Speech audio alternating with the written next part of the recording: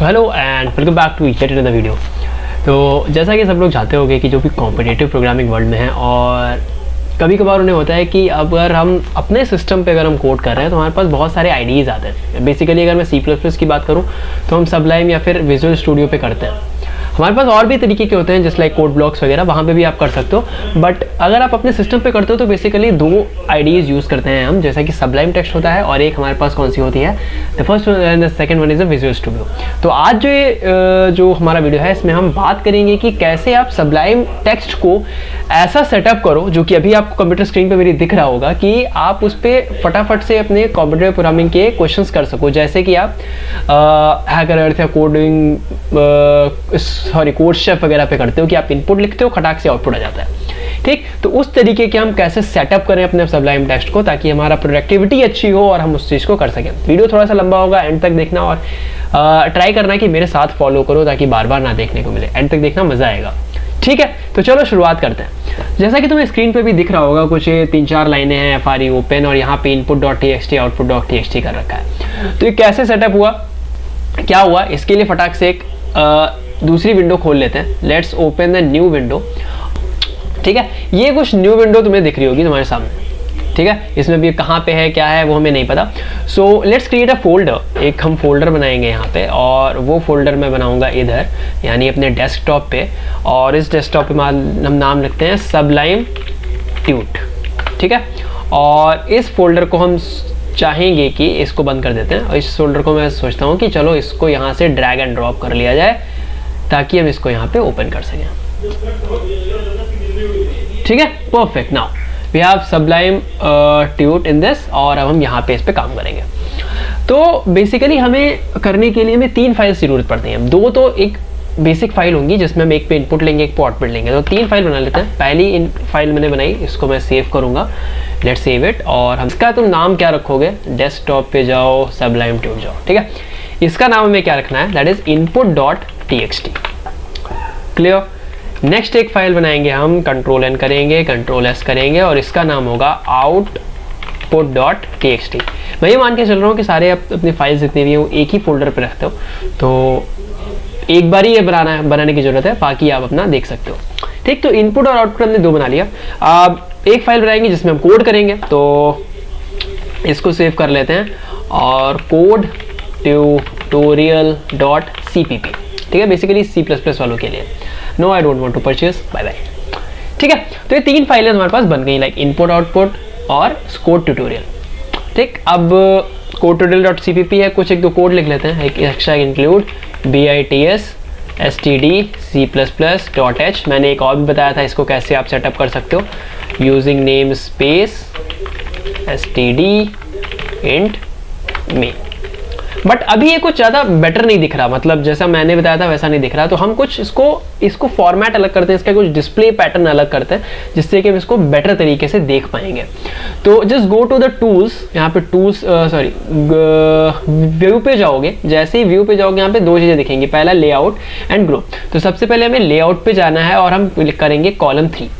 इसके लिए शॉर्टकट होता है Alt+Shift+3, वो भी कर सकते हो। तो हमारे पास यहाँ पे 3 कॉलम बन गए। पहला कॉलम ये है, दूसरा कॉलम ये है, तीसरा कॉलम ये है।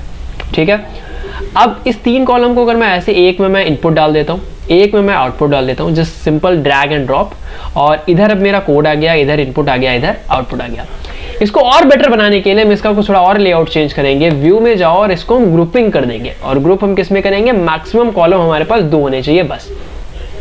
अभी कुछ ऐसा दिखने लगा है, तो इसको इधर ड्रैग कर दो ताकि ये कुछ ऐसा दिखे, और ये that's perfect. This is our ideal window जो कि हमें यहाँ पे बेसिकली दिखानी है। ठीक, यही तुम्हारा हर बार एक बार सेटअप कर लोगे तो ऑब्वियसली हर टाइम यही रहेगा। ठीक है, तो input.txt output.txt, और ये हमारी कोड जहाँ पे हम कोड करेंगे। Okay, perfect. अब हमें कुछ इस कोड में ऐसा कुछ फंक्शन लिखने हैं जिससे कि हम इनपुट में कुछ भी हम वैल्यूज डालें और वो हमें फंक्शन ले, ये हमारा कोड ले, और आउटपुट कहाँ पे दे दे, इस आउटपुट वाले विंडो पे। ठीक, तो इसके लिए C++ ने एक बहुत ही बेहतरीन लाइब्रेरी दे रखी। हम क्या करेंगे, हम सिंपल से 2-3 लाइनें लिखेंगे, 3 लाइन लिखेंगे। इसमें लिखेंगे FRE ओपन, मीन्स क्या करो, ओपन करो एक कौन सी फाइल को जिसका नाम है input.txt। सिंस हम अपने इनपुट और आउटपुट हमारा उसी फोल्डर में है जिसमें हम कोड लिख रहे हैं, तो हमें पाथ देने की जरूरत नहीं है। इन केस किसी और फोल्डर में बना रखा है input.txt output.txt, तो तुम्हें यहाँ पे पाथ भी देने की जरूरत पड़ेगी, ठीक है। input.txt प्लस, अब इनपुट को तुम किस तरीके से यूज कर रहे हो, इनपुट में तुम कुछ लिखोगे तो नहीं ना, इनपुट से तो आपको वहां से उठाना पड़ेगा ना कि आपको रीड करना है, जो भी इनपुट में होगा वो रीड करना है। तो लेट्स राइट रीड, यानी कि आर का मतलब है रीड, और इसके बाद फिर जस्ट एक सिंपल सा क्या करना है, ये हम किस तरीके से यूज करेंगे, as a std input, standard input.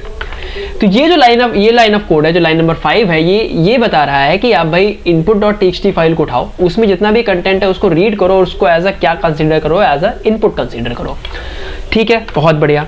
अब इसी के जरिए हम इस लाइन को हम कॉपी करेंगे और नेक्स्ट पे हम पेस्ट करेंगे। अब हमें इसी को थोड़ा सा और अपडेट करना है।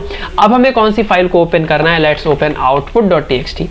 output.txt में आपको क्या करना पड़ेगा, जो भी आउटपुट होगा उसको राइट करना है। तो instead of using R we will write w, ठीक। और इसका हम क्या यूज करेंगे, this will be used as std output, ठीक है। परफेक्ट, बस यही दो लाइन। अब इसको बार बार लिखने की जरूरत नहीं है, एक बार आप लिख लोगे, फिर मैं बताऊंगा इसको आप कैसे यूज कर सकते हो। तो FRE open input.txt, FRE open output.txt और std input std out, बस सिंपल सा इतना सा लिखना है, इसके अलावा और कुछ भी नहीं। अब ये क्या, इस कोड में क्या पता चल गया कि हाँ भाई input.txt ऐसे करेंगे, इसको ऐसे करेंगे, और इसको हमेशा फर्स्ट टाइम पे लिखना ना। अब इसको एक बार चेक कर लेते हैं कि चला कि नहीं। तो हम एक int n लिखेंगे, लाइक int n इनपुट लेंगे, c in n लेंगे, जो भी नंबर लिखो, और c out में क्या करूंगा, you have entered this, और इसके आगे n, क्लियर। अब इसको रन कराने के लिए क्या करना है मुझे, मैं यहाँ जाऊंगा input.txt पे और I will write, like suppose करो मैं देता हूँ 10, मैंने 10 लिखा, सेव कर दो, इसको सेव करना पड़ेगा input.txt जो भी तुमने लिखा है।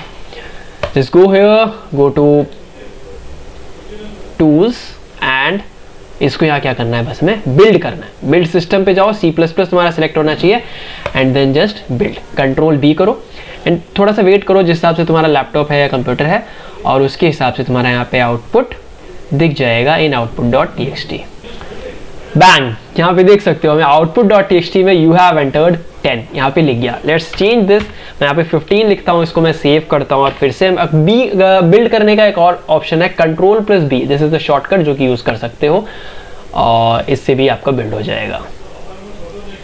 You have entered 15, यहाँ पे देख सकते हो you have entered 15, ठीक है। That's very cool. अब हम यहाँ पे कर चुके हैं। अब इसके आगे देखते हैं हम इसमें स्निपेट कैसे लगाएंगे। ओके, सो अभी तक हमने इतना कर लिया कि हम भाई यहाँ पे इनपुट और आउटपुट का हम देख सकते हैं ना। अब अगर मैं इस कोड को किसी भी ऑनलाइन जज पे सबमिट करूँगा, लाइक कोड फोर्सेस हो गया, SPOJ हो गया, हैकर अर्थ हो गया, तो वहाँ पे इसमें एरर दिखाएगा, बिकॉज वो इन दो फाइल्स को नहीं जानता, input.txt और output.txt को नहीं जानता। बेसिकली क्या होता है, एक SPOJ करके होता है, लाइक ऑनलाइन जजेस, जो भी आप ऑनलाइन जजेस होते हैं, ठीक, जैसे कि आपके हैकर अर्थ हो गया, hacker code chef, code forces, इसमें उनके खुद के जजेस होते हैं, और वो कुछ अपने सैम्पल input.txt फाइल्स पे रन करते हैं। उनके पास ये input.txt फाइल ये नहीं होगी, तो उस केस में क्या होगा, आपको ये बार बार ये लाइन हटानी पड़ेगी, ठीक है। तो उसमें हमें थोड़ा सा टाइम लग सकता है, या फिर और competitive programming is all about timing, कि कितनी जल्दी आप किसी कोड को कर सकते हो। तो हम ये देखते हैं कैसे हम इसको अपने सिर्फ एक सिस्टम के लिए, हमें बिकॉज इस फाइल अपने सिस्टम पे रन करनी है, हमें ये वहाँ पे ऑनलाइन जज पे नहीं दिखानी जाके, तो हम कुछ ऐसा इस कोड में मॉडिफाई करते हैं कि जिससे कि जब भी ऑनलाइन जज पे जाए तो ये दो लाइन्स जो हैं वो बिल्कुल भी ना चले। तो इसके लिए C++ ने एक छोटा सा टर्म दिया, एक बोल सकते हो एक फीचर दिया उन्होंने, जिसके बारे में हम पढ़ते हैं। इसका नाम होता है इफ, डेफ और एंडेफ,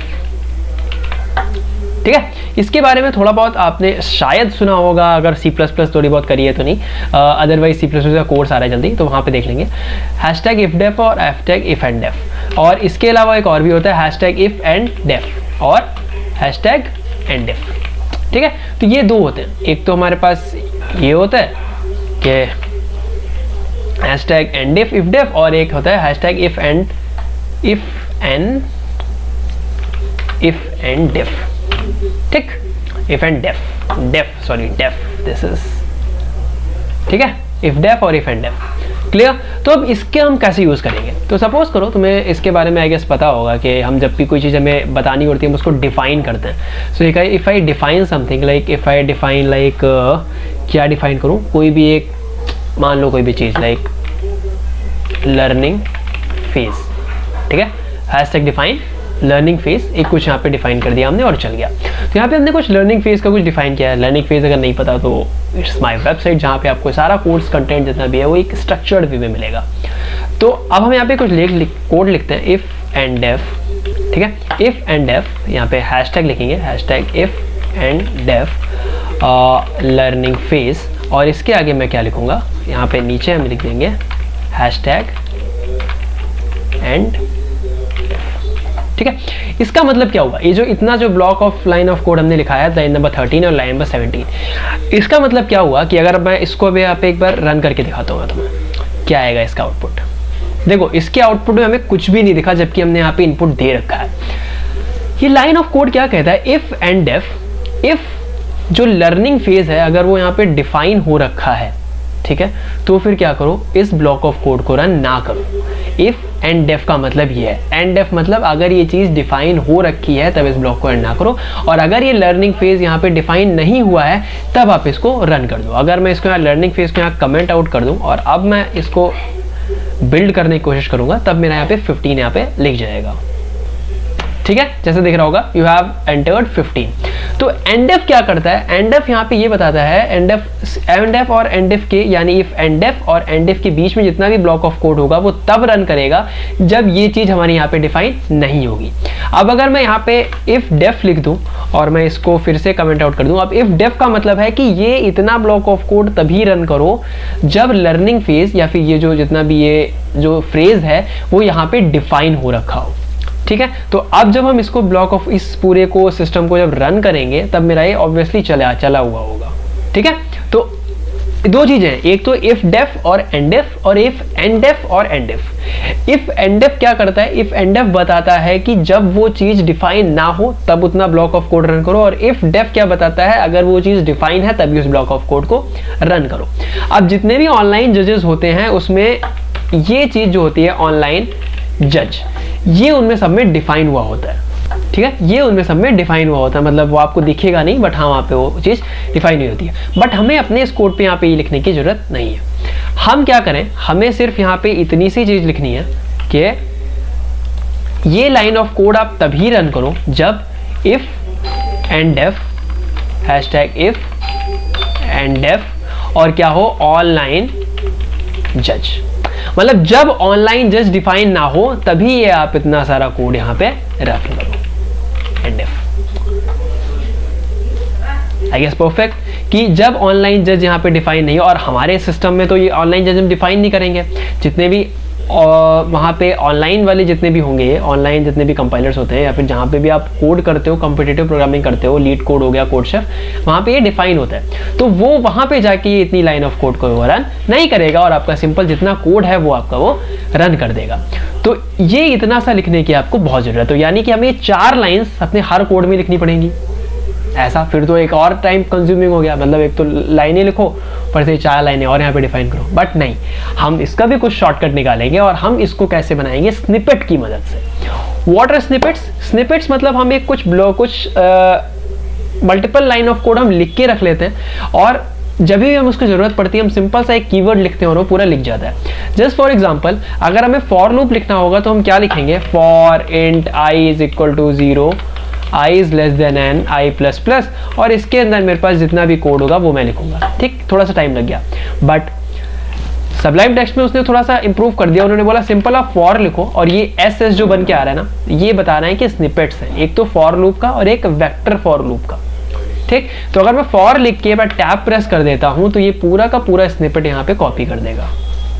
सिमिलरली एक मेन का भी स्निपेट होता है, मैं मेन लिखूंगा और इसको टैब प्रेस करूंगा तो मेरा एक मेन फंक्शन जितना भी है वो पूरा यहाँ पे कॉपी हो जाएगा। ऐसे बहुत सारी स्निपेट है जो कि यहाँ पे आप यूज कर सकते हो। अब स्निपेट मुझे कहाँ से मिलेंगे, मुझे मिलेंगे टूल्स में जाके, और स्निपेट्स में देखोगे जाके, देखो कितने सारे आपको स्निपेट्स यहाँ पे दिख रखे हैं जो कि ऑलरेडी यहाँ पे डिफाइन हो रखे हैं। लाइक स्निपेट नेम स्पेस करूँगा तो नेम स्पेस यहाँ पे डिफाइन हो जाएगा, और वो बस सिंपल सा आपको यहाँ पे कीवर्ड एक लिखने पड़ते हैं और उन कीवर्ड्स की मदद से हम उसको कर देते हैं। ठीक है, जैसे आप एन्यूमरेशन लिखोगे तो इनम और टैब प्रेस कर दो चल जाएगा, मेन टैब प्रेस कर दो, एनएस नेम स्पेस के लिए एनएस, स्ट्रक्ट करने के लिए स्ट्रक्ट। ठीक है, रीड फाइल करने के लिए रीड फाइल टैब कर सकते हो, जैसे कि रीड फाइल करो और टैब प्रेस करो तो ये इतना बड़ा सा जितना भी कोड है ना वो तुम्हारा सारा लिख जाएगा कि भाई इतनी आपको फाइल यहाँ पे रीड करनी है। तो इसी तरीके से हम इतना जितना भी इस इंटेंट को हटा दो, इतना ये हटा दो, इसको थोड़ा सा अच्छा कर देते हैं। ठीक है, हमें इतना जो है इतना सा कोड हमें हर एक प्रोग्राम में चाहिए। ठीक, हेडर फाइल्स मेरी सारी बिट्स std++ में इंक्लूड हो गई, नेम स्पेस हमने स्टैंडर्ड इंक्लूड कर दिया और हमने इतना कोड लिख दिया। इसके बाद जितना भी होगा वो तो अलग अलग कोड के हिसाब से चलेगा। हमें इतने से कोड का हमें क्या बनाना है, स्निपेट बनाना है। ठीक है, तो वो बनाते हैं, स्निपेट कैसे बनाएंगे। ठीक है, तो इसके लिए क्या करो, just go to the tools, और टूल्स में आपको डेवलपर का ऑप्शन मिलेगा। डेवलपर में जाके न्यू स्निपेट पे जाके क्लिक कर दो। आप प्लगइन भी बना सकते हो, सिंटैक्स भी बना सकते हो, कुछ भी बना सकते हो, बट अभी हम यहाँ पे स्निपेट बना रहे हैं। जस्ट गो टू स्निपेट और एक यहाँ पे एक नई फाइल खुल जाएगी। दिस इज द फाइल जो कि जिसका हमें काम है। तो इसमें कुछ फाइल में देखो क्या क्या चल रहा है। एक तो स्निपेट कुछ HTML टाइप का लग नहीं रहा है कि HTML यहाँ पे ओपन हेडर फाइल और ये क्लोज वगैरह और कंटेंट वगैरह। तो जो कंटेंट वाला जो टैग है इसके अंदर हमें पूरा का पूरा कोड लिखना है। So just go and copy all this, जो Ctrl+C, और इस हेलो वाले लाइन को सिलेक्ट करो, डिलीट करो, सॉरी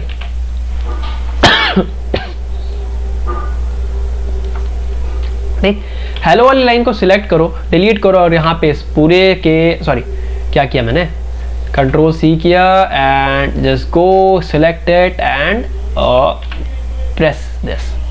तो ये डेटा के अंदर जितना सारा भी कंटेंट टैग के अंदर जितना सारा भी होगा ये तुम्हारा स्निपेट बन गया। बट अभी जैसे मैंने बताया कि फॉर लूप को करने के लिए हमने फॉर कीवर्ड लगा दिया और चल गया। तो इसी तरीके से नीचे जाओगे, एक ये लिख के आ रहा होगा tab trigger, just go and uncomment this. Uncomment करने के लिए शॉर्टकट क्या है, कंट्रोल और बैकस्लैश।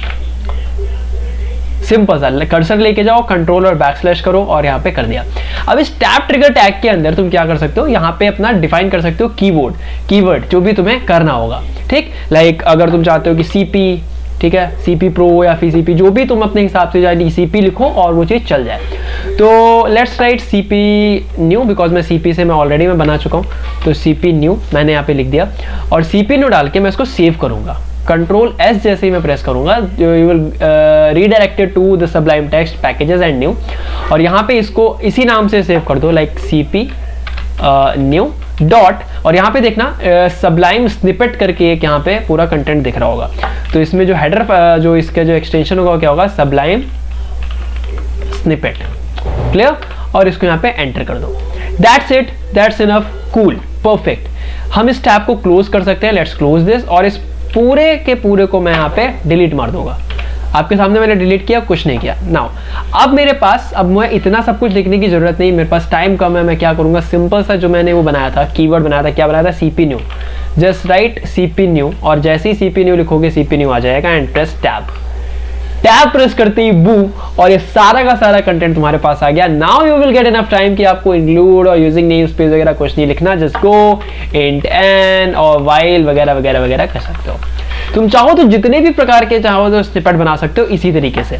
लाइक मैंने देखो कितने, मैंने एक CP बना रखा है। ठीक है, CP ये मेरा खुद का है, जो भी मैं करता हूँ। एक यहाँ पे थोड़ा सा मतलब अपने लिए स्लोक लिख रखा है। लाइक CP Pro मेरा एक है जिसमें मैं थोड़े से डिफाइन करके मैं यहाँ पे कर लेता हूँ कभी कभार जब मैं करता हूँ।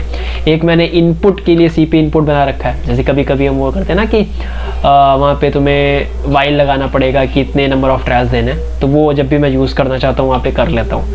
ठीक है, तो इस वजह से मुझे कम टाइम लगता है। मैं जैसे ऐसे करूँगा CP Pro, अब मैं यहाँ पे आ गया। अब यहाँ पे मैं क्या करूँगा, मैं लिखूँगा CP इनपुट, तो मेरा इंटेंट आ गया। अब वाइल के अंदर मुझे जितना सारा कोड लिखना होगा दैट आई विल राइट इधर डेफिनेटली, और मैं यहाँ पे बड़े ही आसानी से इसमें कोड को लिख सकता हूँ जो भी मुझे लिखना होगा। तो इतनी देखो यहाँ पे 32-34 लाइन 1 सेकेंड के अंदर लिख गई। ठीक है, तो इस तरीके से कुछ भी कर सकते हो। अब तुम यहाँ पे देख रहे होगे मैंने बहुत सारे यहाँ पे डिफाइन लगा रखे हैं। ठीक है, तो एक और भी मेरा वीडियो है जिसको आई बटन पे क्लिक करके वहाँ तो मिल जाएगा, जिस पे मैंने बताया कि कैसे आप कॉम्पिटिटिव प्रोग्रामिंग को विजुअल स्टूडियो पे जाके आप उसको सेटअप करो, कि वो एक फंक्शन, एक वो एक्सटेंशन किसी ने बनाया था विजुअल स्टूडियो के लिए, तो वो भी बना सकते हो।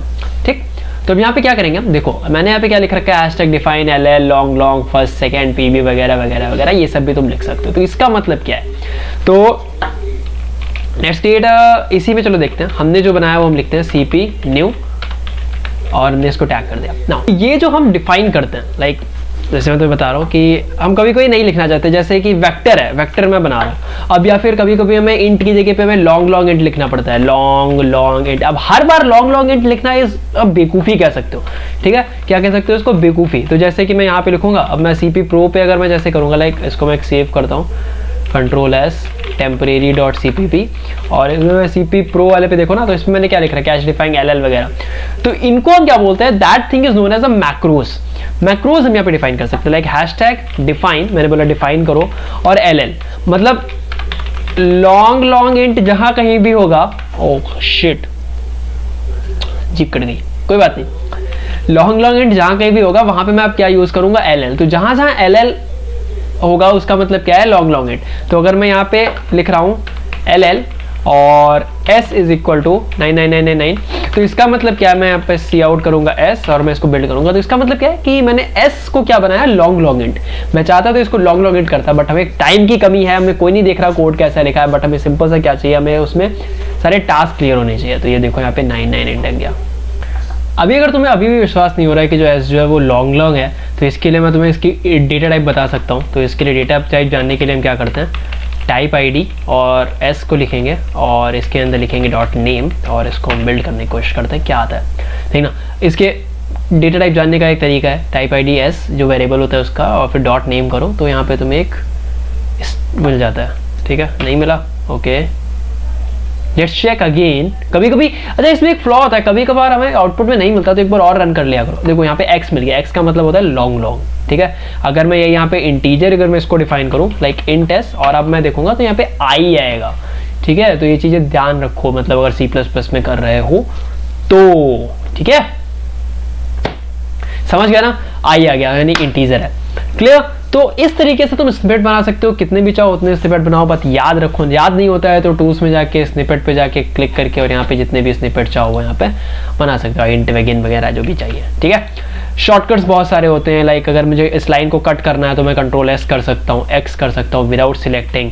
मुझे इसको अप डाउन करना है तो मैं Ctrl+Alt करके इसमें सारे सिलेक्ट कर सकता हूँ कि जितने भी हैं, Ctrl+Shift करके मैं इसको अप डाउन ले जा सकता हूँ जितना भी चाहो, Ctrl+C और Ctrl+V करके मैं इसको कॉपी कर सकता हूँ। तो बहुत सारे शॉर्टकट हैं जिसके जरिए तुम कंप्यूटर प्रोग्रामिंग को बहुत आसानी से कर सकते हो। Instead of doing on the online, हम अपने सबलाइन पे भी उसको फीचर पूरा कर सकते हैं। So that's it from this video. I hope तुम्हें पसंद आया होगा, कैसा लगा उसको कमेंट करके बताना, और just check out the learningphase.in जहाँ पे बहुत सारे तुम्हें वेबसाइट के कंटेंट मिलेंगे, कोर्सेज मिलेंगे, बहुत सारे लाइंड अप कोर्सेज हैं C++ और पाइथन के, तो वो आ रहे हैं, डेटा स्ट्रक्चर चल रहा है। सो enjoy the content bro, and I will meet you guys in the next one. तब तक के लिए गुड बाय, टेक केयर, शब्बा खैर, and hit the like button, bye bye.